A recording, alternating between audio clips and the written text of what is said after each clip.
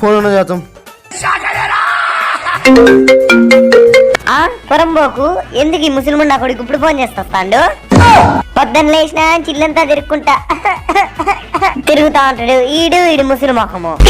ఏం పని ఉండదు పాట ఉండదు, ఎప్పుడు ఆ కాఫీ అమ్మా, ఈ టీ అమ్మా, ఈ టిఫిన్ అమ్మా అని ఎప్పుడు నన్ను సంపుకు తింటా ఉంటాడు. ఏదో ఒక రోజు వీడి అన్నంలో విషయం పెట్టి లేపాడేస్తా.